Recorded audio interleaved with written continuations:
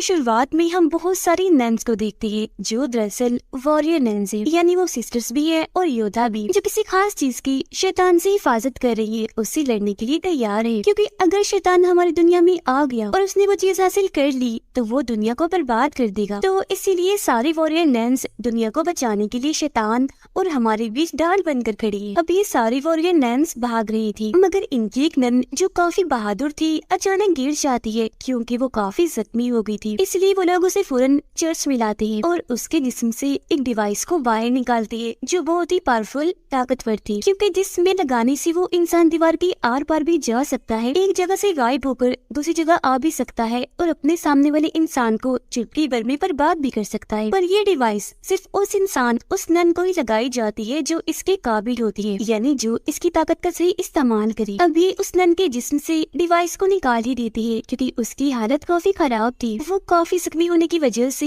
जल्द मरने वाली थी, पर उन्हें इस डिवाइस को बचाना है क्योंकि यही वो चीज है जिसे शैतान से बचाते आ रहे हैं। वो लोग फिर डिवाइस को छुपाने के लिए एक लड़की की लाश में डाल देते हैं और हैरत जैसी डिवाइस उसके जिस्म में जाती है वो हिलने लगती है। अगले ही पल दोबारा से जिंदा हो गई थी। इस लड़की का नाम एवा था जो ऑर्फनेज में रहती थी, यानी अनाथ आश्रम में, जहाँ ऐसे बच्चों को रखा जाता है जिनका दुनिया में कोई नहीं होता क्योंकि उसके माँ बाप की मौत हो गई थी। मगर जब वो 19 साल की हुई तो उसका वहाँ से जाने का टाइम आ गया, पर वहाँ की एक सिस्टर ने उसे जाने नहीं दिया बल्कि एक इंजेक्शन लगाकर उसे जान से मार दिया था। वो जब ऑर्फनेज में थी तो चल नहीं सकती थी, पर अब डिवाइस उसके जिस्म में आने से वो चल भी पा रही थी, जिस वजह से वो काफी खुश थी। पर क्योंकि चर्च में खतरनाक लड़ाई चल रही थी इसीलिए वो यहाँ के माहौल से बाहर निकलती है। बाहर आने पर उसकी मुलाकात एक चोर से होती है जो एवा को अपने साथियों से मिलवाता है जो मिलकर छोटी मोटी चोरियां किया करते थे। यहाँ एवा को ख्याल आता है कि उस सिस्टर ने मुझे मारने की कोशिश की थी, जो हरकत वो और किसी बच्चे के साथ भी कर सकती है। इसीलिए वो बाकी बच्चों को बचाने के लिए दोबारा से ऑर्फनेज में जाती है। सिस्टर उस वक्त एक बच्चे को भी वो इंजेक्शन लगाकर मारने वाली थी, पर ठीक वक्त पर एवा वहाँ आकर उसे बचाने के लिए सिस्टर से लड़ने लगती है। अब इससे पहले कि सिस्टर उसे पलट कर मारती, वो गला घोटकर सिस्टर को जान से ही मार डालती है। अब चर्च के फादर को एवा के बारे में पता चल गया था, इसीलिए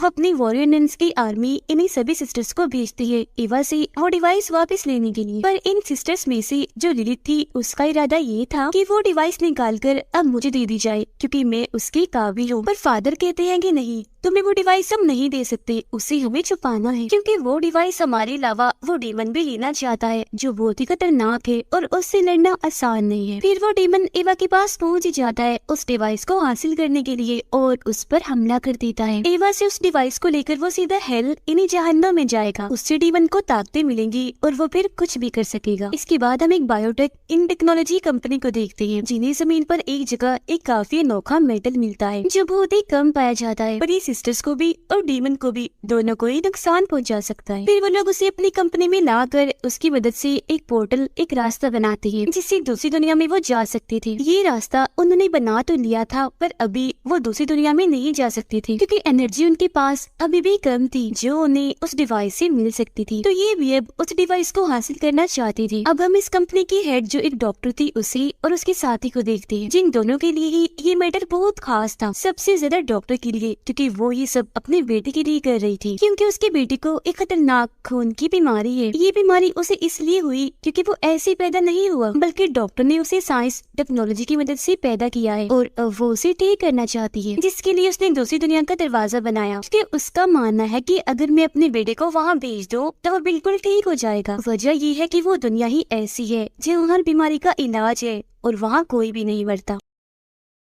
ये सब कुछ वो अपने बेटे की मदद से ही कर पा रही थी। दूसरी दुनिया का दरवाजा भी उसने अपने बेटे की मदद से ही बनाया है क्योंकि उसके बेटे को एक एंजल फरिश्ता नजर आता है जो उसे इस सब के बारे में गाइड करता है, बताता है। उधर फादर और सिस्टर्स की आर्मी को एवा मिल भी जाती है जो बेहोश थी क्योंकि उस पर डीमन ने हमला जो कर दिया था। वो उसे अपने साथ ले जाती है और जब उसे होश आती है तो फादर उसे इस डिवाइस की हिस्ट्री के बारे में बताते हैं कि काफी सालों पहले इस डिवाइस को हेवन यानी जन्नत से एक एंजल लेकर आया था जिसका नाम एड्रियल था ताकि उस डिवाइस की मदद से एक जख्मी वॉरियर को ठीक कर दे और सभी डीमंस का खात्मा करके इस दुनिया की हिफाजत कर सके। फादर कहते हैं कि मेरे हिसाब से उस डिवाइस ने तुम्हें चुना है, तुम उसके काबिल हो, इसलिए आज वो तुम्हारे पास है और अब मैं तुम्हें भी अपनी टीम में शामिल करना चाहता हूँ। जिस पर वो मान भी जाती है और फौरन ही उसकी ट्रेनिंग शुरू हो गई थी जो यहाँ की मदर उसे कर रही थी। यहाँ हमें ये भी पता चलता है कि जिस भी इंसान के पास ये डिवाइस होती है उसे ये पता चल जाता है कि डीमन हमारी दुनिया में आ रहा है और फिर उस मेटल की मदद से उसे मारा भी जा सकता है। पर एवा कुछ दिन यहाँ उनके साथ रहती तो है मगर यहाँ से जाने का फैसला करती है क्योंकि उसे यहाँ नहीं रहना बल्कि पूरी दुनिया घूमना है जो उसका सपना था। वो यहाँ से भागने के लिए अपने चोर साथी को बुला लेती है पर तभी यहाँ सिस्टर लिलिथ आकर उसे रोक देती है। इससे पहले कि वो एवा के अंदर से डिवाइस को निकालती यहाँ शूटर नन आ जाती है। यानी वो गन से शूट करने में माहिर थी मगर इस हड़बड़ी में वो डिवाइस ऑन हो जाती है, चल पड़ती है और ऐसा होते ही डीमन भी उसे हासिल करने के लिए आ जाता है। वो सबसे पहले सिस्टर लिलिथ पर हमला करता है और अब इससे पहले कि वो एवा को भी मारता वो सिस्टर की तलवार छीनकर डीमन की आर पार कर देती है जिससे वो जख्मी हो गया था और लिलिथ को अपने साथ लेकर यहाँ से गायब हो जाता है जिससे सबको ये लगता है कि लिलिथ की मौत हो गई होगी मगर वो मरी नहीं थी, अभी जिंदा थी। वापस वो जैसी तैसी चर्च आ तो गई थी लेकिन अब उसके अंदर एक अलग ही तरह की ताकत आ गई थी जिससे वो खुद भी अनजान थी। साथ ही एवा भी सही सलामत वापस आ गई थी जिसे सिस्टर एक खुफिया कमरे में लेकर जाती है जहाँ अलग अलग मेडल्स और एक डायरी थी जिसे सालों से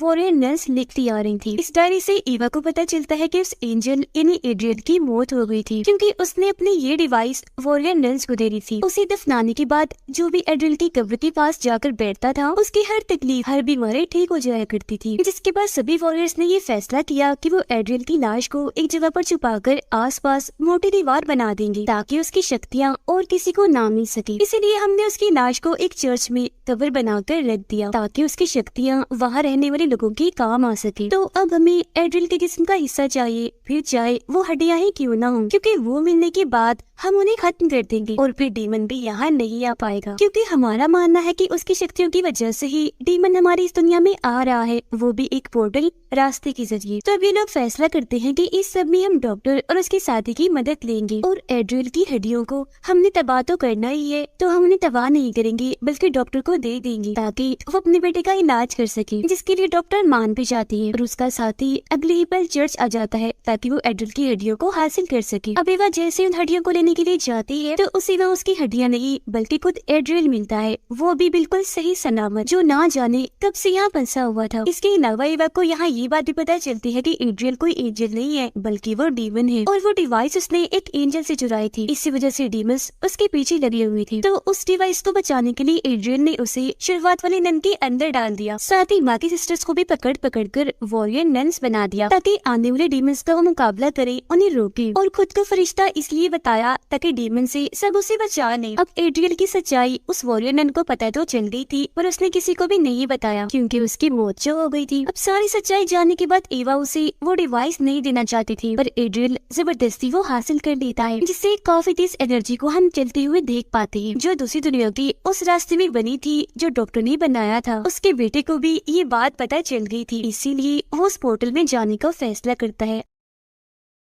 अब वो तो चला जाता है पर उसकी मॉम नहीं जा पाती क्योंकि उन्हें उनका साथी रोक लेता है। तब तक वो रास्ता भी बंद हो गया था। अब बाकी वॉरियर नन्स और फादर भी एवा को बचाने के लिए यहाँ आ गई थी क्योंकि इन सब ने भी उस एनर्जी को महसूस कर लिया था और आखिरकार उसे बचाकर वो बाहर ले आते हैं। फिर जब एवा उन्हें एड्रियल की सच्चाई बताती है तो वो यकीन तो कर लेती है, साथ ही ये बात भी सामने आती है कि इतने वक्त से और कोई नहीं बल्कि फादर ही एड्रियल को जगाने की कोशिश कर रही थी, जो सुनकर सारी सिस्टर्स को काफी गुस्सा आता है। और अब क्योंकि एड्रियल जाग गया था तो वो अपने डीमन आर्मी को कंट्रोल में करके सिस्टर्स पर हमला करवा देता है जिससे एक सिस्टर वहाँ से गायब हो गई थी। इसके बाद हम 2 महीने बाद का वक्त देखते हैं जहाँ एड्रियल के हमले के बाद एवा दूसरे शहर में आकर छुपी होती है, वो भी उस सिस्टर के साथ जो गायब हो गई थी और अब ये दोनों एक ही बार में काम कर रही थी। एवा ने यहाँ काफी लोगों से दोस्ती भी कर ली थी और सबसे ज्यादा जिससे उसकी बनती थी वो एक लड़का था जो उसे अपने ग्रुप में शामिल होने का कहता है, जिस ग्रुप का काम ये था कि वो एड्रियल को रोकेंगे, उसका मुकाबला करेंगे और दुनिया की हिफाजत करेंगे। ये जानते ही एवा टाइम बर्बाद बात ना करते हुए फौरन उसके ग्रुप में शामिल हो जाती है। पर सिस्टर जो एवा की दोस्त थी जिसके साथ वो रह रही थी उसे कुछ भी ठीक नहीं लगता, इसीलिए वो एवा को इन चीजों से दूर रहने के लिए कहती है और ये भी कि तुम्हें अपनी शक्तियाँ ताकतें एड्रिल के खिलाफ इस्तेमाल करनी है तो इनकी हिफाजत करो। इसके बाद बताया जाता है कि उन सारी वॉरियर नन्स को एड्रिल के लोगों ने मार दिया था, वो भी काफी बेरहमी से। बस मदर और सीनियर सिस्टर ही जिंदा बचे थे, क्योंकि जब ये सारा हादसा हुआ तो ये दोनों वहाँ नहीं थी, बल्कि ये मदर की एक खुफिया जगह पर छुपी हुई थी। अब इन दोनों को एक जगह से सिग्नल मिलता है वहाँ आने का, जिस बात से वो खुश हो जाती है क्योंकि उन्हें लग रहा था कि जरूर ये सिग्नल वहाँ की सिस्टर ने दिया होगा, इसीलिए फौरन वहाँ चली जाती है। पर यहाँ आके पता चलता है कि यहाँ की भी सारी सिस्टर्स को मार दिया गया है। पर वो ये सोच रही थी कि अगर सारी सिस्टर्स मारी गई हैं, तो हमें सिग्नल किसने भेजा था। इस बारे में वो खोज कर ही रही थी कि तभी उनकी मुलाकात एक औरत से होती है जो एक स्टूडेंट थी और सिस्टर बन रही थी। साथ ही वो बताती है कि मैं यहाँ एक मकसद के लिए आई, पर वो बात राज है जो मैं किसी को भी नहीं बताऊंगी सिवाय वॉरियर नन्स के, क्योंकि इस चीज की मैंने कसम खाई है। उधर एड्रियल डॉक्टर के साथी को अपने साथ शामिल कर लेता है, जिससे अब वो गॉड का नहीं बल्कि एड्रियल का मानने वाला बन गया था जो एक डीमन है। जबकि डॉक्टर तो अपनी सारी मेहनत उस पोर्टल को ही खोलने में लगा रही है, इसलिए कुछ हद तक उसे कामयाबी भी मिल चुकी थी। अब डॉक्टर से मिलने सिस्टर लिलिथ आती है क्योंकि वो उसे अपना जिस्म चेक करवाना चाहती थी जो धीरे धीरे बदल रहा था। उसकी जिल्द पर एक अजीब सी नई जिल्द आ रही थी जिसे डॉक्टर भी समझ नहीं पाती, इसीलिए वो उस पर अपना एक्सपेरिमेंट तजुर्बा करने लगती है। वो पोर्टल के जरिए लिलिथ को अंदर तो भेजती है पर पोर्टल उसे वापस गिरा देता है। पर यहाँ उस जिल्द पर एक तस्वीर बनी हुई थी, इसे समझने के लिए डॉक्टर उसे अपने कंप्यूटर में डालती है जिसमें एक औरत का चेहरा बना हुआ था, पर ये कौन थी डॉक्टर नहीं समझ पाती। अब लिलिथ को लगने लगता है कि ये डॉक्टर मेरी मदद नहीं कर पाएगी, तो अब मदद के लिए वो जाती है एड्रियल के पास, जो उसकी मदद तो नहीं करता पर उसे अपने कंट्रोल में कर लेता है ताकि लिलिथ मेरी तरफ ही रहे। जो चीज काम कर भी जाती है क्योंकि लिलिथ उसकी तरफ हो गई थी। इसके अलावा वो उसे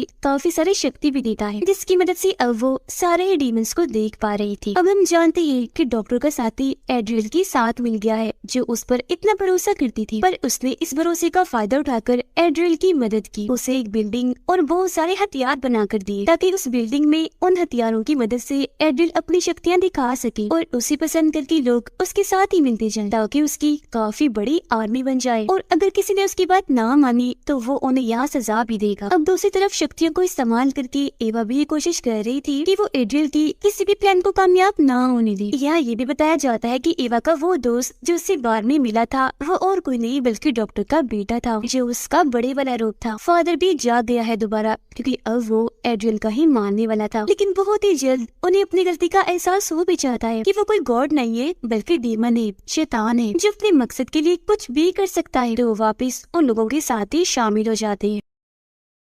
यहाँ एवा एक खास किस्म की चीज के जरिए दूसरी दुनिया में जाती है ताकि वहाँ से एड्रियल की कोई बड़ी कमजोरी ला सके जिसमें वो कामयाब भी हो जाती है। ये वहाँ पहुँचकर उस कमजोरी के जरिए एड्रियल को हरा देती है काफी बुरी तरह से। उसका काफी बहादुरी से उन्होंने सामना किया था, पर इस लड़ाई में बहुत सारे लोग जख्मी हो गए थे और 2 लोग मारे भी गए थे, जिनमें एक सिस्टर थी और एक एवा का दोस्त डॉक्टर का बेटा था। उनके अलावा एड्रियल से लड़ते लड़ते एवा खुद भी काफी जख्मी हो गई थी, जो अपनी सिस्टर दोस्त की गोद में थी, वो मरने वाली थी। तब उसकी हालत देखकर लिलिथ कहती है कि हमें इसे दूसरी दुनिया में भेज देना चाहिए, वहाँ ये ठीक हो जाएगी। अब ये फैसला उसके सिस्टर दोस्त के लिए था तो काफी मुश्किल, पर एवा को बचाने के लिए वो उसे दूसरी दुनिया में भेज देती है। अब ये लोग जंग जीत तो गए थे, पर अभी इन्हें एड्रियल का खात्मा भी करना था, जिस बारे में वो लड़की इन्हें सब बताती है कि एड्रियल का खात्मा कैसे किया जा सकता है। जो बात वो राज थी जिस बारे में वो कह रही थी कि मैं सिर्फ इसे वॉरियर नन्स को ही बताऊंगी जिसकी मैंने कसम खाई थी, और वो बात वो राज एड्रियल के खात्मे की थी असल में, जो अब वॉरियर नन्स के काम आने वाली थी, जिसमें वो बताती है कि उसे मारने के लिए हमें जीसस का ताज चाहिए, जिसे पे हासिल करने में वो कामयाब भी हो जाती है। पर बहुत जल्द एवा को पता चलता है कि एड्रियल को मारने का तरीका ये ताज नहीं है बल्कि कुछ और ही है। साथ ही उसका मकसद उस बायो कंपनी की मदद से दुनिया में एक ऐसी बीमारी फैलाना है जिसे ठीक करने के लिए सबको उसकी तरफ आना ही पड़ता, क्योंकि उसके पास ही सिर्फ इस बीमारी का इलाज है। पर हकीकत तो ये थी कि वो कोई इलाज नहीं करता था, बल्कि वो डीमंस के जरिए उन सभी लोगों को डीमंस बना रहा था अपनी एक काफी बड़ी आर्मी खड़ी करने के लिए, और इस चीज में उसे काफी हद तक कामयाबी मिल भी गई थी। उसने बहुत सारे लोगों को अपनी आर्मी में शामिल कर लिया था। सिर्फ इतना ही नहीं बल्कि वो लोग जो जो दुआएं करती थी उनकी एनर्जी को भी वो अपने मकसद के लिए इस्तेमाल करता था। इसके अलावा